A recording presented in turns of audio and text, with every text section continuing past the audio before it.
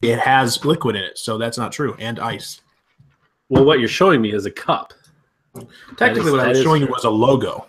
A delicious cup. Yeah. Yeah, just eat the styrofoam. I bet you that would even taste good. Well, I would agree with you, Chad. It is a logo on a cup. But I would not agree with you that I'm showing you just a cup. The question is a Chick-fil-A cup tastier than a 99-cent burrito from Taco Bell? No. I don't know. We'd have to try. I have tried. Tried a styrofoam cup? I just bit into this cup. The teeth marks are right here. But the cup has like your greasy fingerprints. It's got like chicken grease on it. Deliciousness. A little bit of butter from that bun. All right, it's 9 o'clock. It's probably good. Evan, you're fired. You're taking up all our time. That is the second time for those of you watching on YouTube that Evan has been fired tonight. Yeah, I'm fired. I've been sitting here for an hour and a half, but I'm fired. Good grief. You've been here for an hour and a half? What the heck have you been doing? I have a new PC since the last time I did this with you guys. I just wanted to make sure everything would run. Why is there... Oh, the way that your background is set up, I just now realized that that's a picture of either your baby or someone else's baby, but because of the background, it looked like a toy baby like in a box, I thought at first. But it's a frame of some sorts, I think. Oh, yeah, it's... How about you have two identical pictures, one smaller frame and one big frame right next to each other? No, they this is Bailey. Okay, this is identical. Nugget. Okay, but for whatever reason, my wife ordered 2 different sizes. I've had the Nugget one longer, just like I've had the Nugget child longer. Sweet. All right, I'm ready. Maybe smaller. The 2 newest members of the Green Lantern Corps. That's it. All right, YouTube, welcome. We're going to get the audio started here. Just so you guys know, I got some nose stuff going on today. I don't know if it's allergies or what, but it's a little stuffy. I may have to blow my nose throughout. And gross. And it's not, yeah, it is gross. So, all right, you ready with Audacity? Yeah. 3, 2, 1. Welcome, ladies and gentlemen, to episode number 135 of the South. Yes, I'm one of your hosts, Chad Voice. Joining me, as always, from Texas, Dave Mann. Yes, it is me. Me along with Chad Voice. I do not say my own name right. Boy, starting off good this week. Chad's Voice.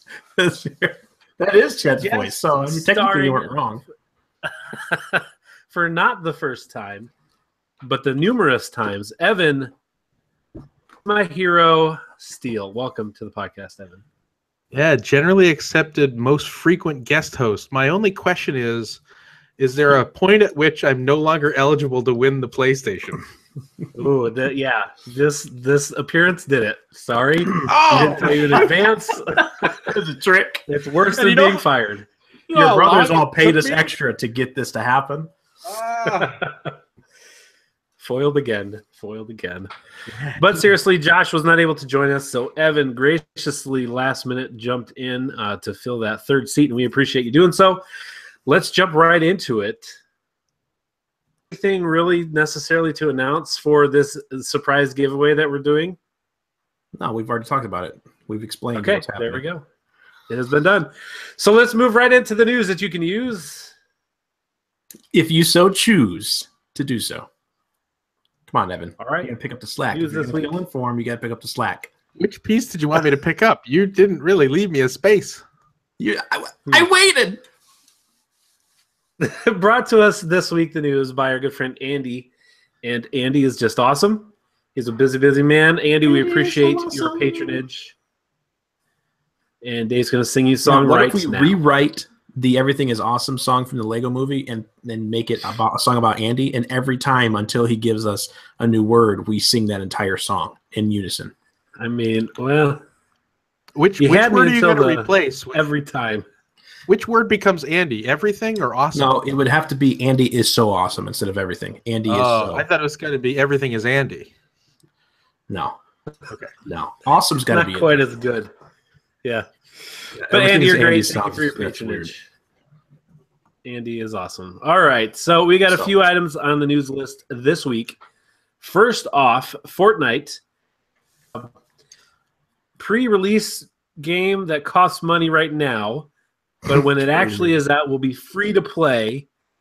It's a base building game, a shooter, and now it also has a PUBG style battle royale mode, where you have I don't know if it's even 100, but you have X amount of players dropped into a map, and it's last one alive wins.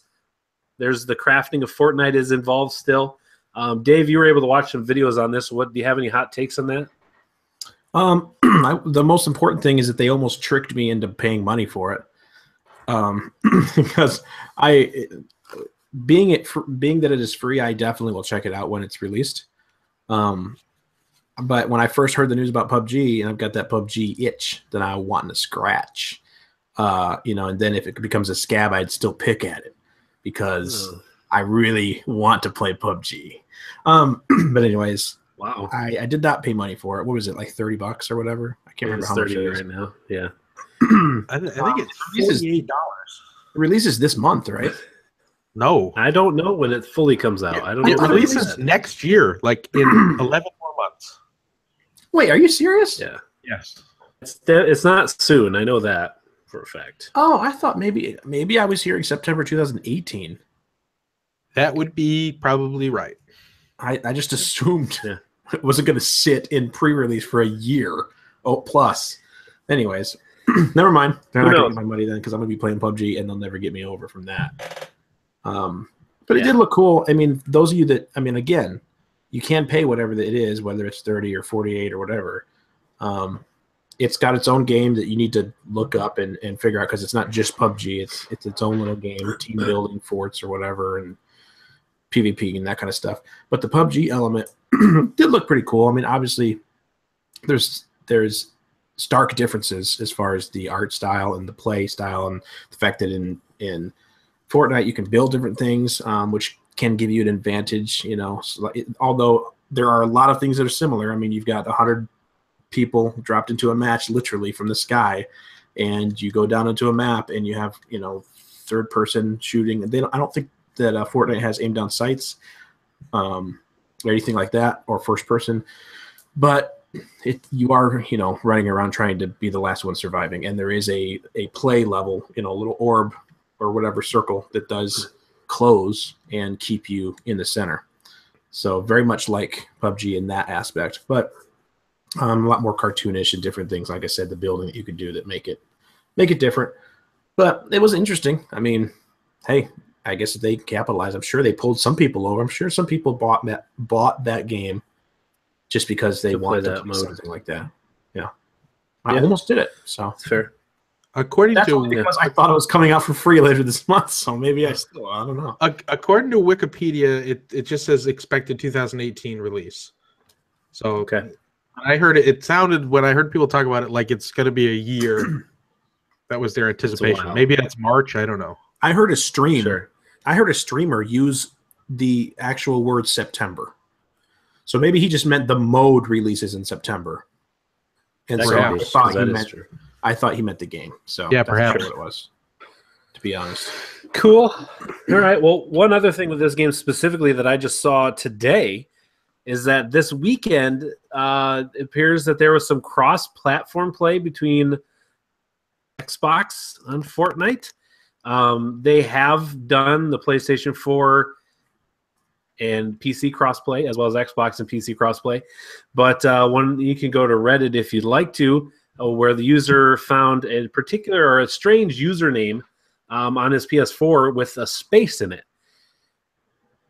Is the only spaces in your username, and so they looked up the username. They found him on Xbox, and sure enough, to test it out, one person put his son on the Xbox and himself on the PlayStation, and they were able to find each other and play a game together. So there was cross-platform play this weekend on today. Oops, that was a bug. Available. Sorry about that, but it was literally just a bug. Oops, cross-platform play working accidentally. So, yeah, what's that make you feel about the PlayStation's stance, Sony's stance on, no, we don't play well with others? I think it's totally understandable. PlayStation was the first people to go across with PC. They don't want to go with Xbox. They want to try to bring those people over. There's the holdouts with Xbox that are hoping. I have friends that have an Xbox. They don't play it much because all their friends are on PlayStation. And they're like, oh, they're going to make this crossplay. I don't think so. They're still waiting for Rocket League crossplay. I don't think it's going to happen. I think it's Xbox right now is trying to look good by saying they want it. I'm not even sure they want it. Wants it too. I don't know. Especially when it comes to Rocket League.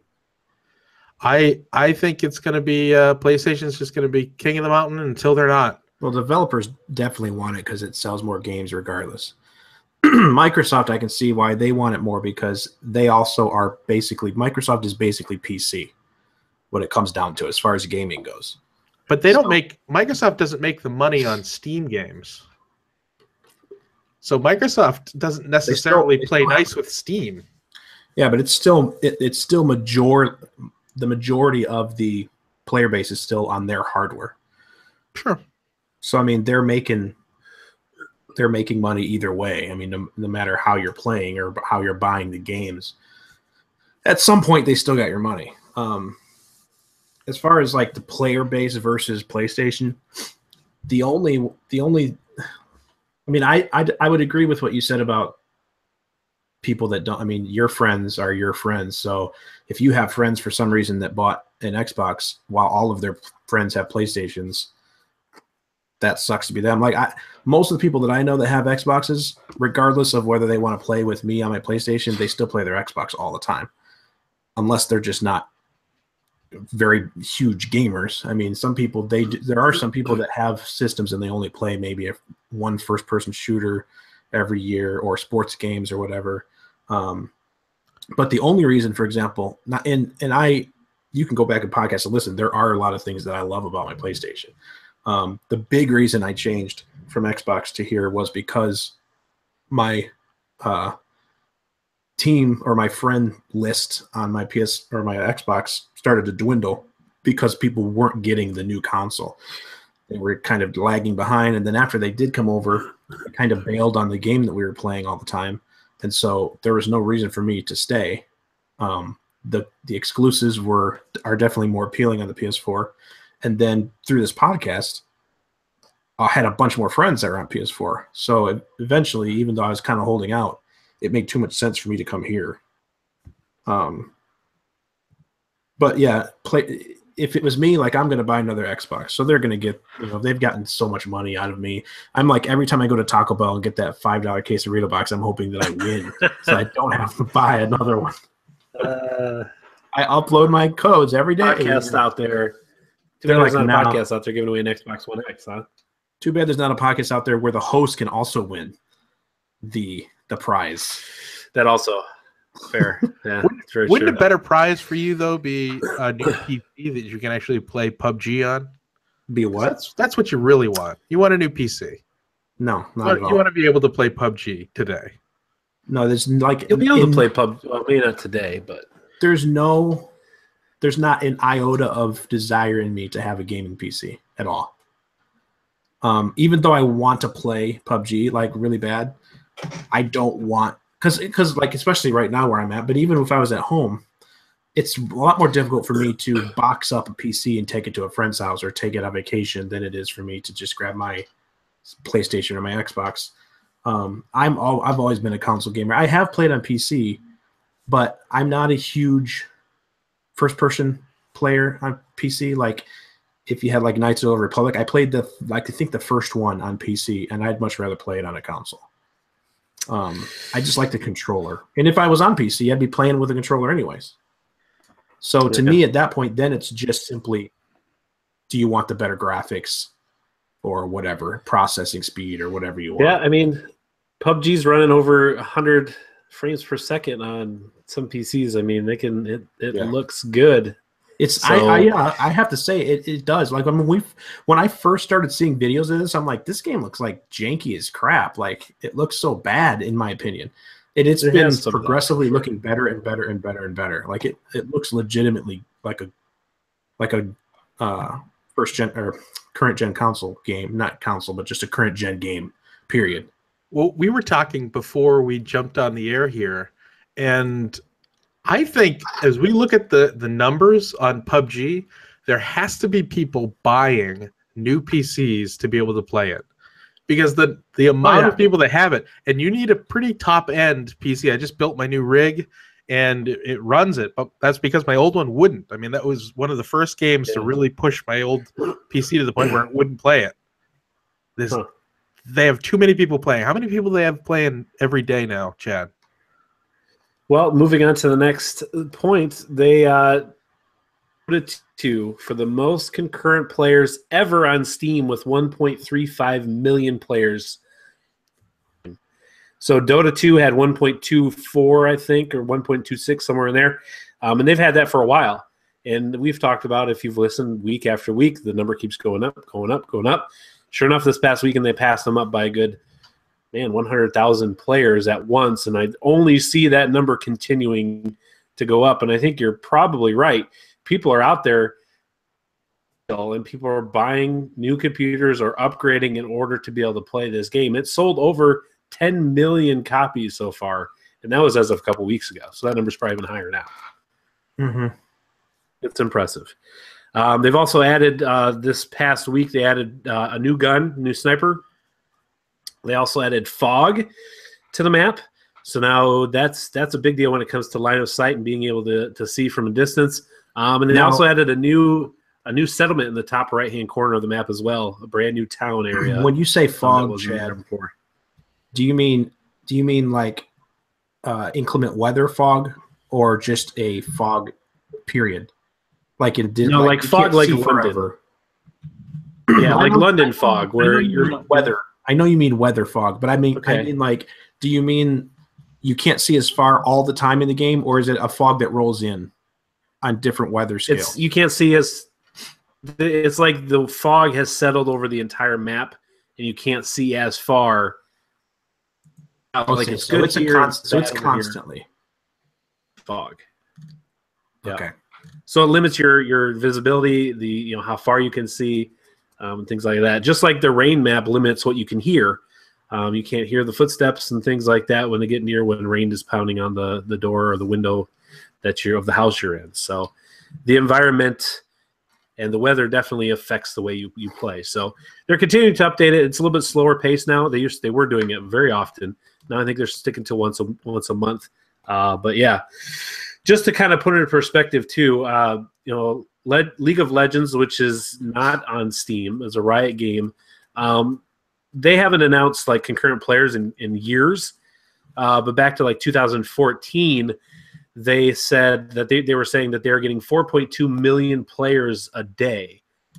Now that doesn't mean that they're all playing at the same time, but throughout the day they were getting over 4 million players playing League of Legends every single day. So just to kind of still put it in perspective, where obviously PUBG is huge, but when you take a game like League of Legends from Riot, it's still almost 4 times 4 years ago what they're doing now. So just to kind of put it in perspective a little bit. All right, next news item. Bruce Straley of the Naughty Dogs had some input on a lot of their big games, has announced that he's leaving Naughty Dog. He's not said what he is doing, but it does sound like in his letter to the public that he does have plans. He'll announce them at some point in the future. But for now, he is leaving Naughty Dog. He was employee number 15 with the company. So he's been along since almost the very, very beginning. Has had a lot of input on, obviously, the Uncharted games, The Last of Us, things of that nature. So he is out of there. What was his most recent position? I don't know his actual title. But like I said, being employee number 15, he was up there. I know he did a lot with the story, especially on The Last of Us. So I was going to ask you if you guys think that this will impact that game, impact that story at all. It better not, or they'll have to answer to me. Oh, well, no one wants that. Anyone who got a platinum and it has a vote, I heard. So last night before I went to bed, I was thumbing through my phone on Facebook and social media as I often do. And I saw a video, I think by me, I don't know if it was IGN or whoever, but it was like the game of the year for the last 16 years. And it came to like whatever it was, 2014 or whatever, 13, and it was The Last of Us. And I remember thinking, gosh, man, that game is so freaking good. And it's like it's like my favorite game. I know I always, whenever I mention my favorite game of all time, I always put a Link to the Past, and The Last of Us has always gotten closer and closer to it. And the further I get away from The Last of Us, the more I hold it in high regard. Sure. Because it's just not a lot. I mean, there's nothing out there like it. There are things that it borrowed from and did better on, but gosh, man, please. I want the Last of Us 2 so bad. I know it's going to be good regardless. I trust Naughty Dog. They've done absolutely nothing to warrant anyone doubting them as far as their game goes. So, yeah. He was director of Uncharted 2, Uncharted 4, and The Last of Us. He was game director. So, and he's been with the company since 1999. Him and Neil Druckmann co-directed The Last of Us and Uncharted 4, and Neil Druckmann still with the company, still in the same capacity. So, quick prediction. When do you think the next time is that we'll hear anything about The Last of Us? E3 next year? Probably. I mean, I could see maybe something at PSX this year, maybe. Yeah, another teaser trailer. Right. Something real light. So, but are we even anything substantial till next year? Are we holding out hope that it's even a 2018 release? Doubtful. Because I could see a spring 2019. If it isn't 2018, will we get another teaser this year, or will they wait until? My guess is they would wait till next year E3. Yeah. We'll see more, and maybe you'll get a 2019 spring or 2019 day. I feel like if it's a 2019 spring release, we don't get the trailer until E3, and that's about all we get. Yeah, that would make sense. So commercials or maybe some gameplay. But that story is so heavily, or I'm sorry, that game is so heavily story based. They can't. I mean, I don't even want them to show much of the gameplay. I know what the gameplay is going to be, especially that early. Yeah. Right. Yeah. Well, speaking of trailers, I don't have this here, but today we got the Call of Duty World War II story trailer. Ooh, I missed it. Was released. Yeah, I didn't see it till right before the podcast started. Hence, it's not in the outline. But it looks good. It's like 3 minutes long, maybe not quite. And at least you get some cutscenes, you get some gameplay kind of put together. The cutscene facial animations in a year where Mass Effect Andromeda has come out, and facial animations have been suspect. The facial animations in the cutscenes at least look maybe the best I've seen. And obviously, I'm watching a YouTube video on my iPhone, but it looks really good. The action sound looks great. The story, I think, will be compelling. It gives you a Saving Private Ryan, Band of Brothers feel for sure. But it looks real good, and I'm excited to play this game anyway. And I do love the Call of Duty story modes. Those are the campaigns. I'll go through that before I even start the multiplayer. That's the kind of player I am when it comes to Call of Duty. And I'm excited. It looks good. If you get a chance, I would definitely recommend checking out the trailer if you have any interest whatsoever. Will do. Now, it seems like everybody has been taken over by this big game, Destiny 2. It's the new hotness, I tell you what. And the cool thing with Destiny this past week, basically a week ago from when this podcast came out, or will come out, the raid went live. So last Tuesday, the raid went live, the Leviathan, and people have been playing it. People have beat it. It was beaten within the first, I believe, 24 hours of when it came out by a specific grading team. I can't remember the name of it right now. But listening to a few other podcasts, I hear people talk about it, that they've gone through it. It sounds like if you're not if you didn't do a lot of raiding in Destiny 1, okay, but you're used to playing shooters, but you're not a huge raid type player, it's going to take you at least 12 hours to get through it. and if you're not used to it, it'll probably take you more. So I'm hearing like experienced Destiny players taking 12 hours to get through the raid, and you got a week to do it. So everything resets 4 a.m. Central Time every Tuesday morning.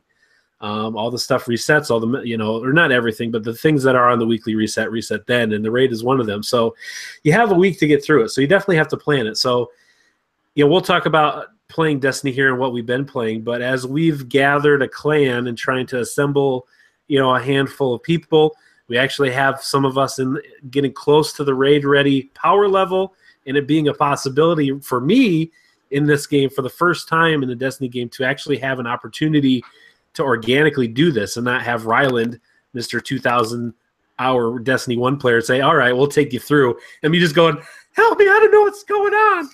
Felt like I had a leash attached to me like those little kids in the mall and their moms have like the little monkey backpacks on them with a leash in their hand. That's what I was. I used to do that in World of Warcraft with my buddies. Yeah. So I think we've got a real good chance to actually try to do it ourselves. We're going to have to plan it. It's going to have to be intentional, on purpose, and it's going to take some effort and some work to get 6 guys together to be able to do this in probably a couple days, couple sittings. So, but it's exciting.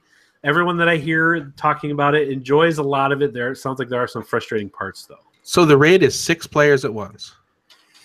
Correct. Is that what it's always been? 6? Yep. Yes. All right. Yep. Raiding party's always been 6. I don't even know what I'm Strikes and such, you have to have 3. Oh, okay. You have to have 6 for the raid. So the way it sounds, you need them. Did you play any of Destiny 1?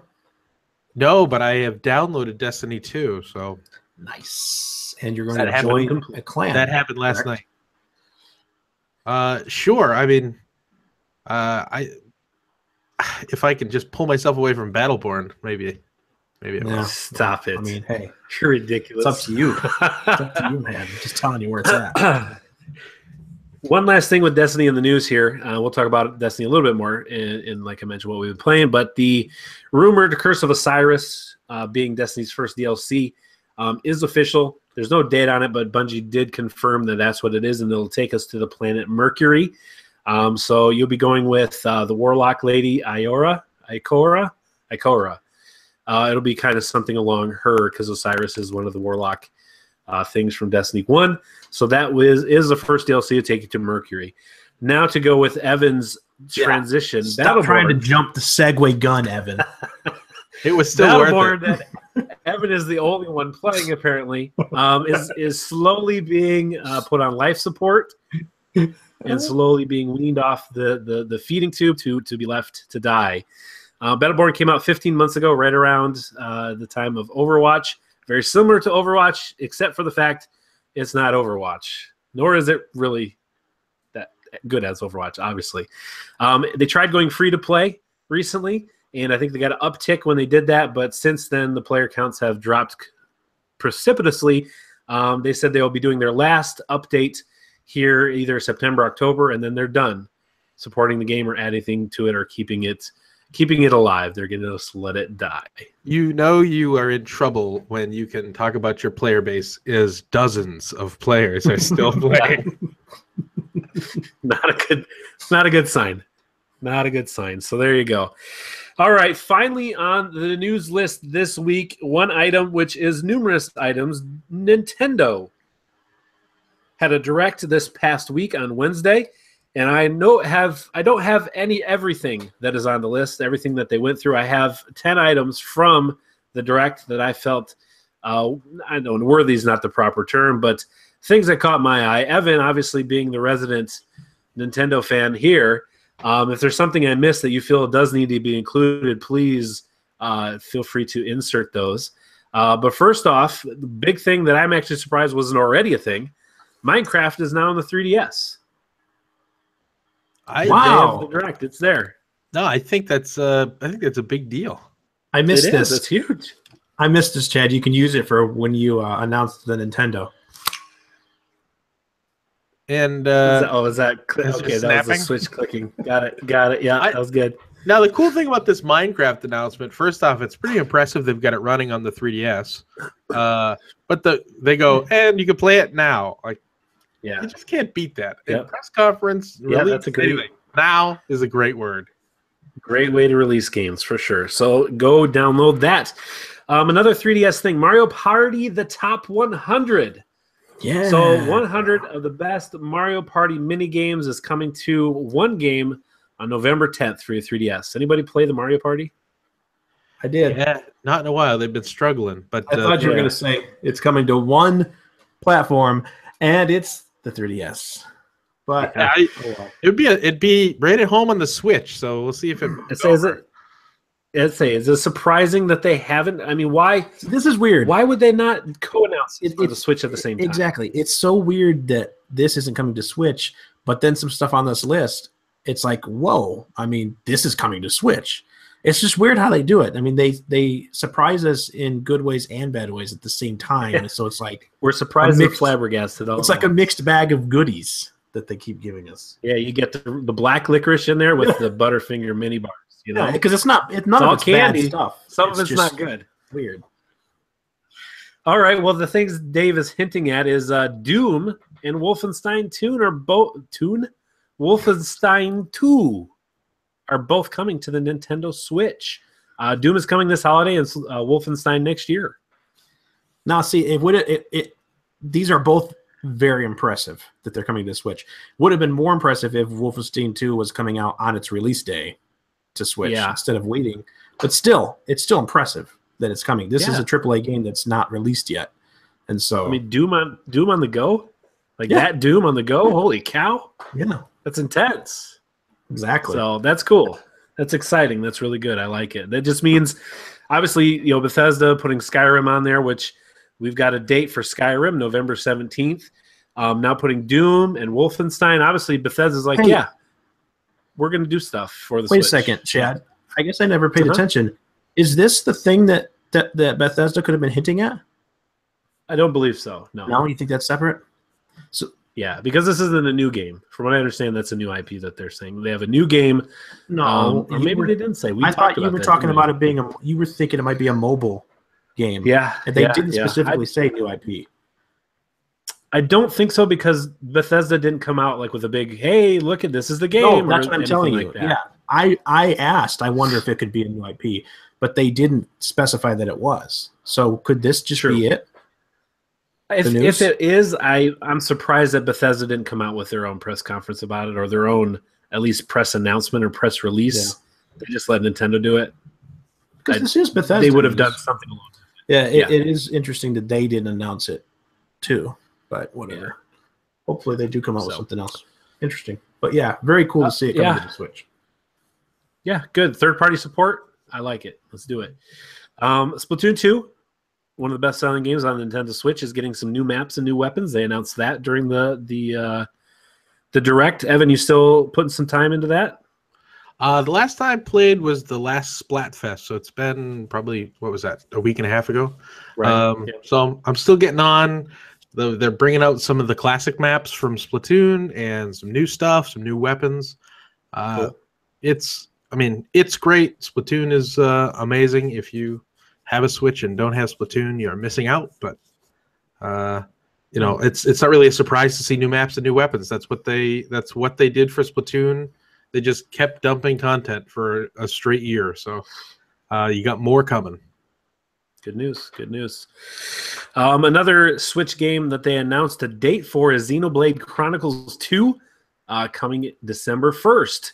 From what I understand from everyone, what people are saying is this is a hefty, large, massive, beautiful RPG, and it's exclusive to Nintendo Switch. Yeah. Anybody have any experience with the Xenoblade stuff? Not I. I have Chronicles X for Wii U that I never even opened. So, it's the Wii U, so that's fair. Yeah, well, that's exactly why. So it's like this. I'm watching the trailer for, going, maybe I would play it on my Switch. I don't know. Maybe I should go open that other package.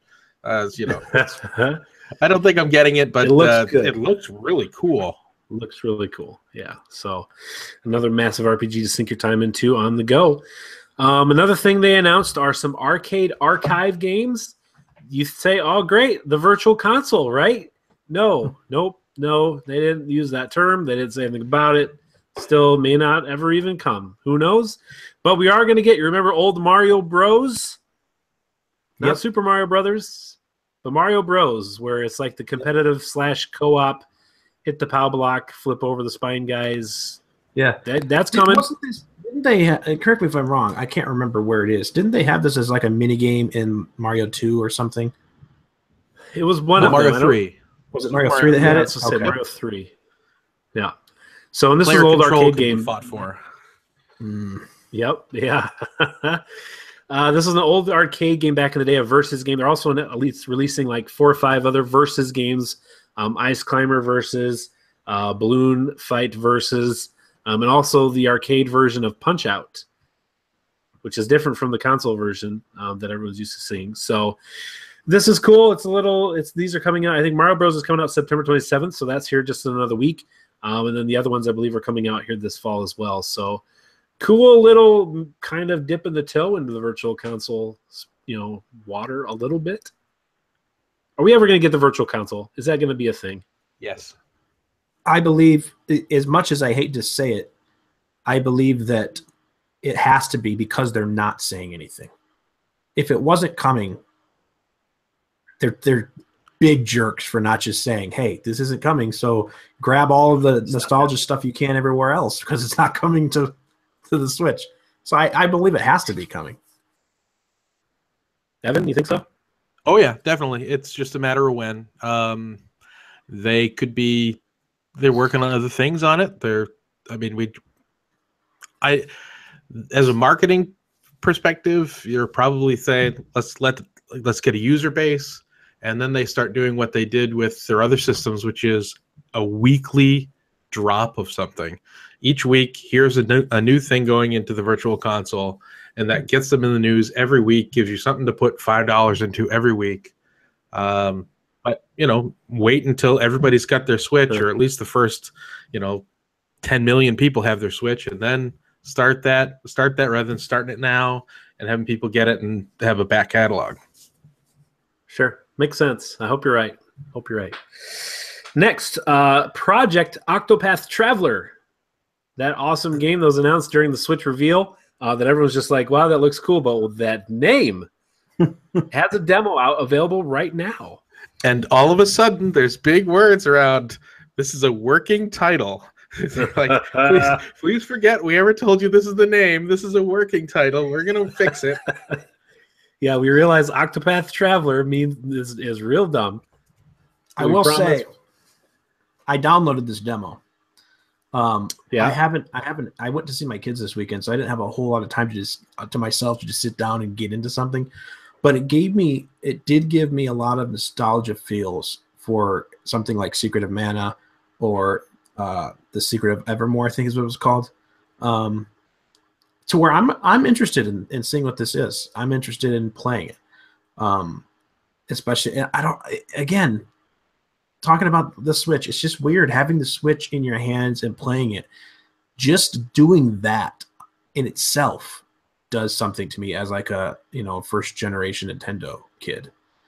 I just like it. I like having it and looking at it and playing those kind of games. So I'm interested to see what this game is about. And if I like the demo, I'm probably going to end up buying this game just to give it a go as taking a chance on something that feels really good. It reminds me of something that I really enjoyed as a kid. So I didn't play much of it though, but it's cool. It looks cool, sounds cool, and it looks like it has a lot of story. It gives me serious Final Fantasy VI feel, like Super Nintendo. Like even you get the sprites graphics, but then they give you a hand-drawn animated character as well, just like Final Fantasy VI did, where the art was amazing, but then you played the pixelated game. It gives me that feel like big time, and if it's anything like that, I'm all aboard. Did either of you play Bravely Default? I did play the first one for a brief time. I didn't really play the demo, or did you buy the game? No, I had the game for a while because when I had back in the few months that I had a 3DS, I did get it because I wanted that turn-based RPG feel, but I had a hard time grasping their whole Bravely and Default part of their combat. Oh, that's too bad. That game just revolutionized what can happen in that format. They did things that could have easily been done on the Super Nintendo if somebody had thought of it. And just really hey, there's more creativity to go here. And supposedly the producer that was on that game is working on this game. It gives me a lot of hope that they have some fresh ideas to add to this one. Yeah, agreed. So, very cool. Check it out. If you have a Switch, you can get the demo for free and see what it's all about. A couple more things here. Dragon Quest Builders, which is already on the PlayStation 4, is coming out on the Switch in 2018. So if you like the Dragon Quest and you like some Minecraft feel to it, there you go.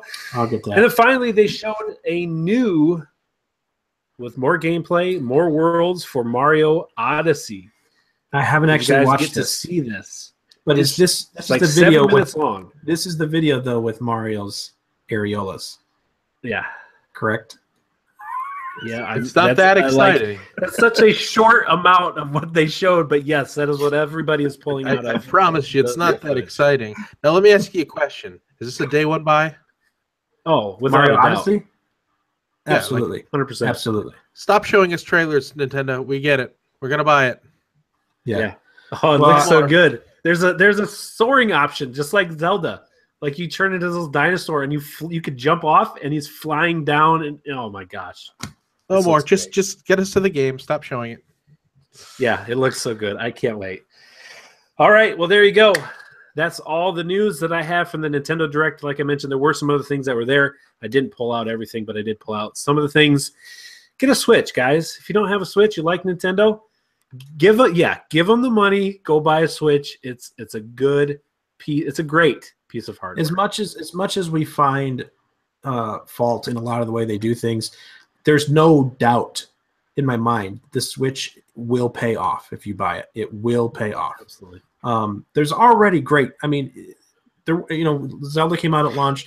It didn't have a huge launch selection, but already since it's come out, there's been so many good games, indie games, the bigger game. I mean, just so many good stuff that you can play right now, and there's so many good things that are coming. It's gonna pay off. Yeah, absolutely. All right, well, that does it for the news this week. It's going to bring us to what we've been playing, brought to us by our good friend and Patreon supporter, Paco. Paco.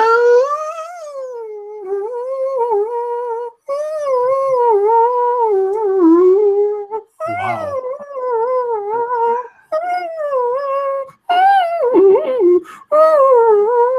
Okay, you had to take a breath. And that was Dave Mann strangling a puppy dog. I just wanted to see how long I could do that before you guys started talking. Before we stopped you. Paco and First Hand Supply dip the world in it. Use that beard oil again today and since I took a shower after work, but it's good stuff. Get it. All right, so Evan, esteemed guest, no longer eligible for the free PlayStation 4. What did you play this past week? Well, I'm just putting a little bit of this cologne on so the stink won't stick to me. What did I play this past week? Well, I got to tell you a little bit. I'm not on every week, so I got to tell you a little bit of what I've played. Do it.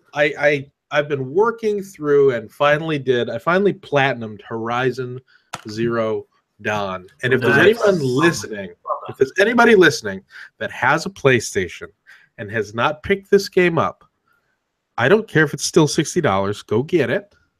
Yeah. And play it. It's the best thing on PlayStation. Get it and play it now. That's all it is. It was a pleasure to play through all the way to the platinum. It wasn't that difficult of a platinum, but it was just great. Everything in it was good. Totally worth your time and money. The only other an older game that I went back to this week is played some of the Towerfall. So have you guys ever get into Towerfall? It was for a short time. Okay, this is the game. It was the only game from the Ouya. Okay, it was the only game of worth its time, and that game is so good. It doesn't look like much, but if you get 4 people locally playing it, I don't know if you can play over the web or not, but if you get 4 people locally playing that thing, you could without trying that hard, play for 12 straight hours. The gameplay is such that you just, as soon as you think you learned something, you haven't learned it, and you're just laughing and yelling at each other. Wonderful, wonderful game. It's really cheap on the PlayStation at this point. I'm assuming it's on the Xbox and everywhere else. But other than that, played some Overwatch. I've never played it, Evan. Oh, I man. thought it was something else. It is awesome. It looks cool. I've never even looked at it before. It was the only thing that people talked about on the Powerful Ascension? You got it. Then I'll have to check it out. It's 4 players. You're all just shooting arrows at each other, and as soon as you get hit by an arrow, you're out. And it starts quick, comes quick.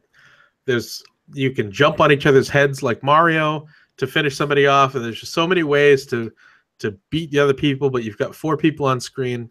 It's excellent. Cool. The game. I mean, if gameplay is king, this is the king of gameplay. So Sweet. it really deserves your time if you missed it. I have. I've been playing Overwatch a lot. Overwatch Really? Don't say. Continues to be excellent. Everything they've done with the game, every little tweak is great. So they make a little chart. There's no campaign. It's I mean, can you pay $60 for a game that's just multiplayer? I mean, come on. Really? Hey, if you want the best game to play multiplayer, then pay your $60. Okay? I paid my $60 and then I paid my $40 to have it on PC. It's a great game, and you'll get hours and hours of time. It's been out for a year or more now, and I'm still telling people that don't have it, get it. It's going to be worth your time. People are going to be playing this game for 3 more years. I play it casually, and I've still put I need to check, but I've still put a lot of hours into Overwatch. I mean, the Steel Boys can tell you, Evan being one of them. I don't play nearly as much as them, but I still play a lot with them, if that makes sense. Yeah, it's great. It's great on the cadge. It's great to dive into and put 1,000 hours into. And, I mean, I'm just saying, I was the king of free-for-all the other night. That free-for-all mode, there you go. Talking about things they've added new. This season they added this everybody for themselves free-for-all. That is just an awesome diversion at the end of the night. If you're not working well as a team, you just want to prove that you can murder everyone, you go play this other mode where you get to shoot your own team. It's great. Yeah, I won 2 out of 3. So the only other thing I played is I played some PUBG doubles this week, and guys, breaking news: Evan we have an actual person PUBG. that has played the game that we're all dying to play. I would like to say that I'm in an exclusive club, but I think 10 million other people are in the club that I'm in, so it's not really that fancy. Podcast hosting of this podcast, it is. Feel free to check out my stream, okay? I'm on Twitch. Gently accepted on Twitch. You can follow me out there and watch when I play. If you guys want, you can tell me when to play, and I'll jump on at some point and play for the South Dakota Gamer stream. For all of our listeners, Evan's handle everywhere else is generally accepted. For the podcast, it's reluctantly accepted as a host. Oh, wow. Just Wonderful. kidding, Evan. Just kidding. Yeah, I almost got fired like twice. It's bad. Yeah, it was real weird. So what's your favorite thing about this game? What is it about this game for you that just makes it something you love to play? Well, if you know about my gaming history, which nobody does, I put thousands of hours into Rust. Okay, Rust was this huge game that came out, the survival game along the lines of DayZ, and it's where this game came from. The idea of being able to start with nothing, quickly build up to have stuff and start attacking people. That's where this game came from. This is just a compressed version of that game where get in, grab stuff, and fight to the death. And that is so satisfying. When you're dead, you're out, and you're gone. Single player, this game is great. You have something to do. You can go, pop, pop, pop, pop. But as soon as you jump in with a teammate and you're playing doubles or you're in with a squad, this game is magnified 10 times because you have that shared experience. You're both on the mic, talking to each other, looking through houses together, going, "Oh, okay, did you see anything? No, I'm still looking. I need a rifle. Okay, I got one, but what can you find? Let's go over to the shed." You're jumping in a vehicle, driving to another place, and you're all geared up, but you got to get your buddy geared, or you're in trouble. And that is just it takes everything that PUBG does right and just magnifies the fun. So as you get it, if you're somebody who's playing this game and only playing it solo, I don't know what you're gonna do. Pay somebody to be your friend. Play this with other people. It makes it so much better. Buy him a gaming PC and PUBG, and I'm sure they'll be your friend. Yeah, they have to. You want me to have a gaming PC? There you go. You said you didn't want. You had no interest, so I had no interest in buying one. No, not one iota. If you just followed through, I might. No interest in buying one. Yeah, PUBG is everything everyone says it is. It's addicting. It's fun. It's fast paced. If you are interested in PUBG and the man behind PUBG, Player Unknown, there was a really good interview in Game Informer magazine last month. It's worth finding. It's worth reading. The game is cool. The guy behind it knows what he's doing, and is going to take this product that he has, tweak it a little bit, and get us to the right place. So it's cool. It's worth investing in. It's worth buying a gaming PC for sure. Spend your $1,200. As a PC player with this game specifically, what are your thoughts on the crossplay with the Xbox players on their controllers? Do you think they even stand a chance? Is it worth it to them to even try? No. It needs to be, if they can limit it somehow or give Xbox people mouse and keyboard, that'll be good, or somehow limit it so where PC people can put a controller in their hand and play with them. The cross-playing is not going to work. There's too much that goes well on a PC. The game is built for PC, and that it's, I don't know, 50% better if you have mouse and keyboard. You're 50% quicker, if not more. Just you'd be out of your league doing it. But it sounds like they have a plan. I mean, they're talking about on the Xbox side, they're talking about adding mouse and keyboard support for a mysterious reason, and on this game side, I think they just, for example, you can do first person or third person mode. First person mode is way cooler. Third person mode is way better for the game. So the guy who made the game says, "Hey, we're going to make a first person only mode. So if you want to play first person, now you're only playing against people playing in that first person view, because the first person view is way more fun, way more intense." But they limit it because they know you're at a disadvantage. So he knows what he's doing. I really think the transition is going to be smooth, and however many Xboxes there are, they're going to have a really nice attach rate, I think, for this game. 20% or 25% of people with an Xbox are going to be buying this game. There's too much hype, and it's been rolling for too long. Console players are going to be in this, and I really believe that PlayStation will be in it very quickly after. This guy, he did not need Xbox's money. He's making plenty of money. So whatever deal he made with Xbox, he's seen what happened with Tomb Raider. He knows, all right, we'll give it to Xbox for 2 months, 3 months. It's not going to be a year. I tend to agree. Everyone will be playing this game. The sooner you can, the better. Cool.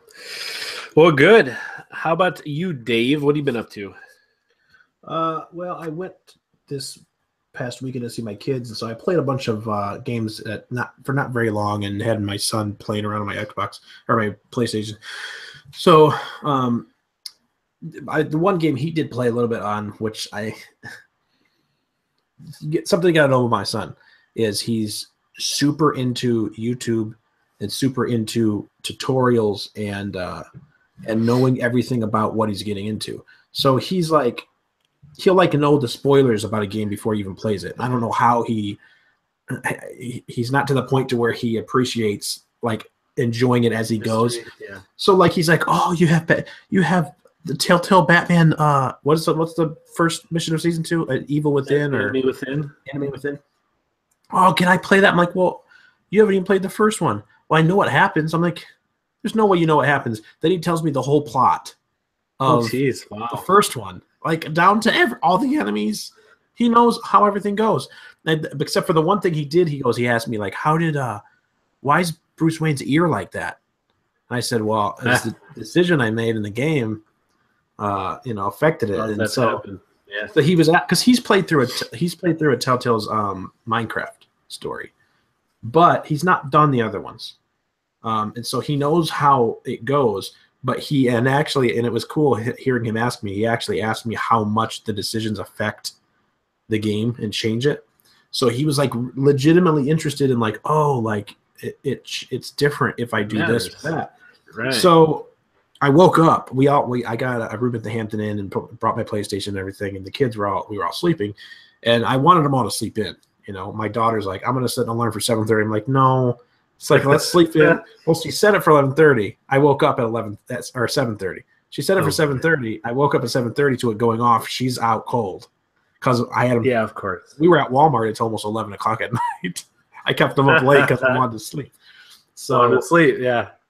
So then I got up, turned it off, went back to bed. Well, then I wake up to my son playing it, and he's already played through I don't know how much, and later he tells me one of the characters that die. Oh no! I was like, come on! I'm like, they don't tell somebody that. You're spoiling it. That's why I didn't want you to play it. That's hilarious. I mean, that would be pretty crazy if it only happened because of a decision he made. And maybe I don't experience that. Who knows? But it did make me interested in getting into that. I keep putting it to the side because I have Destiny 2 and other things, and it's like, man, but I do want to get into that because that was such a good game. But anyways, what I played, so we can get through this, is I took advantage of last week when we talked about Star Wars Battlefront, the game being only, I think, $5.09 or something on the PSN network, and all of the DLC was free. Right. By the way, that carries over into, like, if you just want to get onto the PSN right now, you can download the Ultimate Edition of the game for $5. They packaged it all together, so that gives you the DLC included in everything. But anyways, I got in there and I played some of those DLC packs. One was on, I can't remember where the first one was, but the second one was on Bespin, and I was in Cloud City, and I think maybe I talked about this last week. But Star Wars Rant. Man, Star Wars Rant. That's it. It's just so good. They really did. It makes me so look forward to Battlefront 2 because they did such a good job. And we've talked about this before. They captured the sights and the sounds of Star Wars in this game. It's perfect. The music is perfect. The sounds are perfect. The visuals are perfect. The first time we ran out on Hoth and we're running through the trenches and everything, you felt like you were part of it. And you remembered that part. It just brought you right back to it. They did it. The scoring on all the different stuff, the intros and all the heroes, the voices a little bit off, but of course, you can't get everybody. But they look exactly like them. And so I jumped into Bespin, and we're in Cloud City, in the hallways and corridors where Luke fought Vader in Empire Strikes Back, and the colors and I even had a little nostalgia for The Force Awakens, where Rey had her flashback, or her force back, as J.J. Abrams called it, and she was in the corridor that they saw, and it was just so cool. And then later we had a hero battle, or heroes versus heroes, where I got to play as Han Solo and I got to play as Chewie, and it was so cool. And we won, by the way. We came back from I think we were playing to 5. We came back from 4 to 1 and won. Wow. Like, it was awesome. And it was once I started playing as Chewie, because Chewie was just a monster with that crossbow. It was like Han in The Force Awakens was right. I was like, why haven't I been using this the whole time? Now, I know I'm talking to two huge Star Wars fans, so maybe this is old news and I'm just a loser who just figured it out. But Abrams is doing the 3rd movie? Yes. That's correct. Yeah, that's new news. Yeah, that's we're excited about this, right? We're all excited about Abrams? Yes, I am. We are happy about this. I know you guys aren't as much of fringe people as I am, but yeah, I still need to watch that, by the way. No, I'm really happy. I talked about on the Star Wars Rant podcast about how I feel like it's a weird hippie, not hippie thing, but just a weird thing to do to hate on JJ for some reason, and I just don't understand it. I mean, I'm not a movie guru, but I know what I like, and I like just about everything that he's done. Like I was talking about my Mission Impossible movies, the 3rd one that he did, my favorite one. it was incredible. I loved the new Star Trek movies. I loved The Force Awakens. I loved TV shows that he's done, Alias, what I've heard at Fringe. I liked the whole idea of Lost and everything I liked. I mean, I just like the stuff that he does. So I am thrilled. I'm thrilled about it. So yeah, but I played that, and then last but not least, I played Destiny 2. And Chad will talk about this, and I can kind of piggyback on that. But this is the first Destiny game where I have completely got my character to where I'm like excited. I'm excited about playing tonight, and I've got a maxed right now at the level cap. I've already gotten several engrams from like leveling up past 20. Even though you stay at 20, you get these, and I'm like getting my gear up, and I'm getting that bug to like, man, I want to keep getting better gear. Like gotta get raid ready. Not everything's purple right now, or not everything's gold or whatever, you know. And it's like even when I get something that's like rare and it's more powerful than the legendary I have, I'm like, I just don't know if I want to get rid of my legendary. And then I have some exotic thing I can get. I'm like, I don't know. I mean, I like this legendary stuff, but then I'm like, I need to get this and I need to get that. So I'm excited. Chad. Now the people that have Destiny 2 are right with you. Talk to me. Talk to the people who didn't play Destiny and are looking at Destiny 2 wondering, is this my jumping in point? How many hours does it take to get that excitement? Oh, jump in. Dave is that person. Jump in. Yeah, jump in. How many hours will it take? Like 2 hours, 5 hours before I'll light up and be thrilled? Well, I was thrilled before this point, but to the point to where I'm at right now, probably, let's see, 5, 6. I don't know. What would you think, Chad? 10 hours maybe? I mean, the end game part? Well, I'm not saying it takes that long, but to get to where I'm at, because I'm the kind of player, this is the kind of player I am, guys, where I like to explore a lot of the area before I get to what's considered the end. Like, technically, I'm not done with the campaign yet. I went through. You need to do that, dude. Yeah, I'm not even done with the campaign, but I'm really leveled up, and I am enjoying doing that. I just unlocked what is it, Jupiter, or Titan? No, Titan's the second. Single player. This is single player campaign, but you can do it with everybody. Yeah, you can play with Fireteam. You can play with your friends through the story modes, through the levels, but you can play it all single player. I played most of it single player. The thing is with Destiny, there's so many side things to do that'll fill in. But if you just mainline the story, which is a great story, by the way, which is new. Oh, it's so much better than the first one. Much of a story. This one has a good plot, a good protagonist. The characters are so much better. A good antagonist. Yes. It's going to take you about 10 hours probably to get through the whole story. But I can do that with friends. Okay, so yes. even if you're you can play that with friends. Even if you're not doing it with friends, like between going to your main campaigns, you run into other players way more than you did in the first one, I feel, on the battlefield. Yeah. Those worlds. Yeah, I mean, you have planets that are open worlds where there's side missions you could do. There's public events you could do, like an MMO is, where there's something everyone can get together and shoot a boss, together. And then you could go to your mission, which is on this planet, where that'll take you to the story. It'll take you away from all those other players. But if you have a fire team, your friends with you, they can come along with you for that ride. So you asked, how long is it going to take me to get to where I'm thrilled? I think once you get over the initial storytelling part, which is basically their tutorial or the prologue, once you get through that, you're going to be hooked in the story. And I think that if you're watching all the cutscenes, that's probably going to be somewhere between 1 to 2 hours to get through the prologue, to get to where you're like, okay, you get the story, you know what you have to do, now go do it. That's a 1 to 2 hour stint. And then you're churned loose, and that's where it starts. Then when you get to the point where Dave's at, or to where the point where a lot of these guys are, where the game's done, they've done the campaign, they've hit their the level 20 player cap. That's the high you can go for the level cap, and then you start upgrading your gear and getting a higher power score. That's where some of the grinding comes in, but that's where a lot of there are still story missions to play. There are a lot of different story missions on different planets. There are adventure modes, there are the public events, and that's where you start doing the loot. That's where you start getting these shiny engrams that are blue and purple and gold, and that's where the whole Diablo loot grind, give me the next best thing. Oh, look how cool this looks. Let me change the color of it. Now I'm super powerful. That's where that part gets hooked in. Now, how customizable are the players? There's a class system here. Yep, you have three classes. You have a warlock, you have a titan, and you have a hunter. So those are your three classes.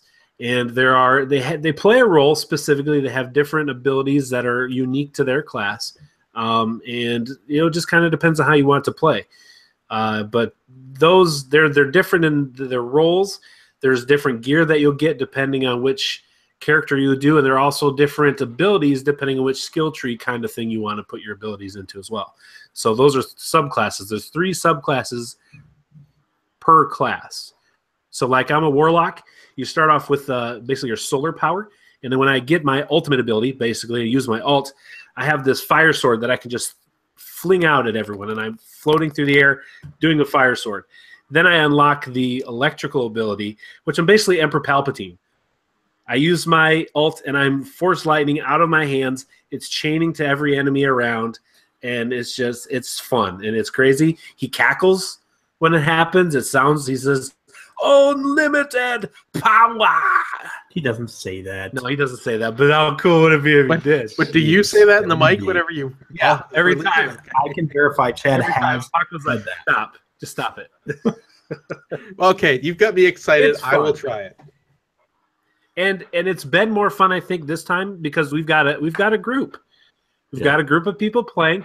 We actually have a legitimate shot to raid without bringing in a guy like Ryland, which would be great to have because they're really good at what they do. But we've got a group. We've got numerous people that can, once they get to that point, we can participate in it and get through that 12-hour raid together. And that's part of the fun, too. It's playing with your friends, cooperative, talking to each other. I mean, you know that feeling from Overwatch and other games. On that point, we haven't heard. Have we heard from Ryland since he tried Destiny 2? I have not talked to him. I texted him right before it came out to see what class he was going to be, and I've checked him out. I don't know if he's done the raid yet, but he's definitely high level power. Yeah. They recommend you have to be power level 260 to do the raid. That's a minimum. And from what I'm hearing, people are saying the higher you can be, the closer to 300 you can be, the better. So, we've got some work to do before we can get that booty. We've got a lot of strikes we haven't done together. There's the Nightfall strike, which once you get 2 strikes done, you can do that. And these strikes are you play in groups of 3 for these strikes, and they're a longer. They're not raid length, but they're longer than a mission. There's usually mechanics and things you have to do, puzzles you have to figure out, and they give you really good loot at the end. So there's definitely a reason to run these strikes. You can do them every day. Some of them you have to do once a week. So there's a lot that goes into it. It's definitely a deep game, but once you get into it and it gets you hooked, for me anyway, you just want to keep going deeper. Giggity. Dang. I just realized Paco's already passed me. Yeah, Paco's put in a lot of time this week. When you do a podcast. Yeah, we played, what day was it, Friday or Saturday? And he started a new character over, and he's already passed. He's in our clan. He's the highest power level. Jeez. So he's put in some time. We're going to do some strikes with him tonight. So that being said, if you have Destiny 2 on the PlayStation 4, and the clans they're a cool thing. They're kind of a passive thing. You don't have to necessarily play with anyone else in the clan, but you get rewards based on being in a clan. So there's clan XP that you get every week just by doing the things, just by playing. Playing the game will give you clan XP, and the more XP you get, you'll hit, and the higher levels you hit, the better things you get, the better rewards. You'll get more glimmer, which is your in-game currency. Eventually you'll get engrams, which will give you loot. So there's definitely a positive reason to be part of a clan, and the more people you have in a clan, the quicker you're going to hit that XP. Again, you don't have to play with the players in the clan, but you can still benefit from it. That being said, if you do play with other clan members in a fire team, if you do activities together, you get even more XP. So it definitely is worth joining up and being a fire team, but you don't have to. You can play on your own if no one else is around. You're still going to contribute, and you're still going to reap the rewards when those things happen. So you can have 100 members in the clan. We're pushing the 10 mark, guys. And I know we got a couple, one of them on this podcast that hasn't joined yet. But we've got a few guys that we know are coming. So we're going to be pushing a dozen or so. And the more we get, the better. So if you have PlayStation 4, you have Destiny 2, you want to be part of the clan, it's just SD Gamer. It's open. You can join. Anybody can join in, and unless you're a jerk, we're not going to kick you out. We're going to let you be in there and have fun. And definitely look into that. You have to have a Bungie account. So go to bungie.net, sign up an account, and just link your PSN network to it. And there you go. You can be right in. You can reap the rewards and contribute at the same time. So we can spend a lot of time at Destiny. We probably will over the next few weeks for sure as we continue to play. Hit us up. Ask us the questions you have.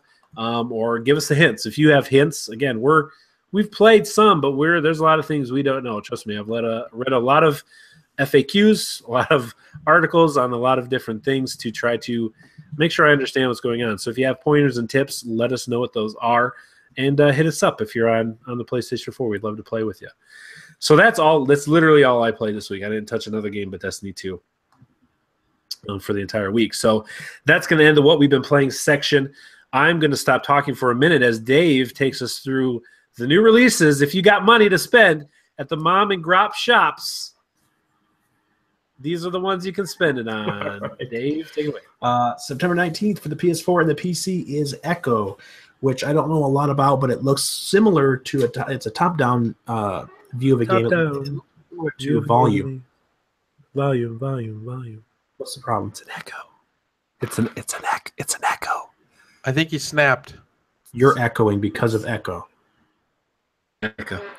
This is a waste of time, Chad. Sorry. Move along. September 19th for the PS4 is Hidden Dragon Legend.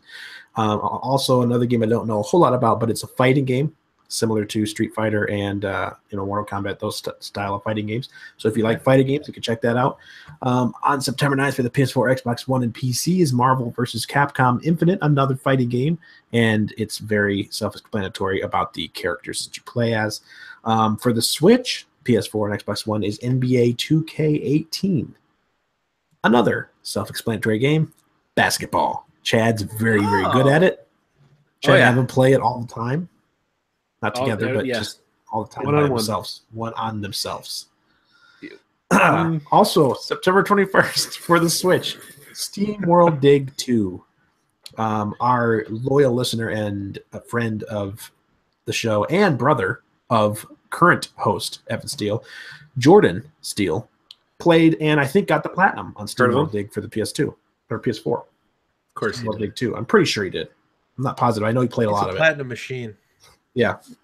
September 22nd for the Switch is Dragon Ball Xenoverse 2. Evan, you're a big Dragon Ball guy, right? Nope. I do. Dragon Ball's real cool. I do know they go crazy and they say like Super Saiyan or something is what they go crazy. That's what they say. Super Saiyan. The rest of these. Dragon Ball is awesome. The rest of these are a September 22nd release, by the way. For the 3DS, we're going to get Pokemon Gold and Silver. For the Switch, we're going to get Pokken Tournament Deluxe. For the PS4, Xbox One, and PC, we're getting Project Cars 2. And for the PS4, Xbox One, and PC, also, we're getting Raiders of the Broken Planet. Step sequel to Raiders of the Lost Ark. Oh, is that what it is, Jeff? Now Indiana Jones is raiding the Lost Planet, or the Broken Planet that used to be lost, but they found it. But it was broken when they found it, and now he's got to raid it. It's ironic that it looks very similar. If you look at screenshots, it looks very similar to Destiny as far as the feel and look of the game. Now, I doubt it's like Destiny because that would, I feel, be foolish to be coming out with a game like that right around this time. But it looks good. Whatever it is, I don't know about the gameplay, but I kind of just want to go play Destiny right now. So no, I think Destiny was kind of our topic of the show, right? Pretty much. It felt that way. Like whether or not you should join Destiny. You should. Which I just did. Yes, you should totally give it a shot. It's a great shooter. If anything, the shooting feels awesome in this game. Oh, it does. So good. It is very good. Very rewarding, too. When you headshot and all that stuff. Yeah, very awesome. A lot of feedback. Yeah, explosions, boom, bang, pow. All right, so that's the topic of the show. How quickly could you do a 20 questions? Do you have? I'm assuming you have a game. I have a game. You have one? Well, all right, let's do it. Okay, 20 questions it is. All right, spur of the moment. Go, Dave. Start us off. 4 game scopes. 20 questions. Evan. The first question is, did this game come out prior to January 1st, 2000? Yes. Did this game come out before January 1st, 1990? Yes. Was this game released on the Super Nintendo Genesis era? No. Okay. Was this game playable on an NES? Yes. Was this a game? Is this a series? I'm sorry. Yes. Okay. All right. Does this game have Mario in it? No. Is a game in this series playable today? Yes. Ooh. What are you thinking, Dave? I'm not. Do you have something in mind? I'm not, but I'm wondering if I asked that poorly. Because, I mean, through virtual consoles, you could... Yeah, but if you could play it... Oh, sure. Yeah, I should have asked if it was You could play that game today on the NES, too. We're trying to play quick. Here we go. Okay. Is this a Nintendo exclusive? Yes. Is this... Okay, so that means if it's playable today, it's probably on the Switch. Is this game playable on the Switch? Not this game. So Wii U? So the series. So we don't have a Mario. We don't. I mean, unless you're talking about Mario plus Rabbids, we don't have a Mario game. Well, Mario's not in the game. Mario's not in the game. Oh, that's right. Okay, so it's a series. So we got Legend of Zelda. We've got Pokemon. Zelda. We've got go Zelda. Try Zelda. Is the character Link in this game? Yes. Oh, well, there you go. It's either one or two. Is this game the first game in the series? No. Link 2. Okay. So is this a side-scrolling game? Yes. Is it called The Legend of Zelda Link's Adventure? Zelda 2. It's You Zelda want me to grab 2. it? I have it over here. Zelda 2, The Adventures of Link. The Adventures of Link. Adventures of Link. That's it. 12 questions. Cool, man. Cool. There you go. That was speed running. That was actually good. I've never played through that game. That's it's people don't like it, but it's criminally disliked. It doesn't deserve all the hate it gets. Right. Much like Sonic. It's enjoyably difficult. It's nothing like Sonic. Not even. I didn't say the game was like Sonic. I said it was criminally disliked, much like Sonic. Nope. It's not even. It's so far away from Sonic that statement's not even true. All right. Well, that's going to do it for the podcast this week. Remember, we're part of the SiouxEmpire.com podcast family. If you want other South Dakota podcasts, go there and listen to those. There's a magician one, and the dude has been laying on a bed of nails for 24 hours. What? Oh, yeah. Yep. It's a real thing, and I'm sure he'll talk about it on his podcast. So, Evan, thank you so much for joining us, especially at the late minute that you did so. It's always a pleasure and joy to have you on board. Sure. Yes, check me out on PSN, Twitter, anywhere, Twitch, Jen_Lee_accepted. I'm there. There you go. Thanks for joining us as always. Remember, we are giving away a PS4. We may have told you, we may not have told you how to win it, but if you listen to the podcast, you know, go win it. Josh, don't act surprised. Just stop it. Just enough, okay? Enough of it. Just no more. We're giving away a PS4, and you know, quit pretending. Thanks for watching. Thanks for listening. You guys are the best. We'll see you next week. Peace of pizza.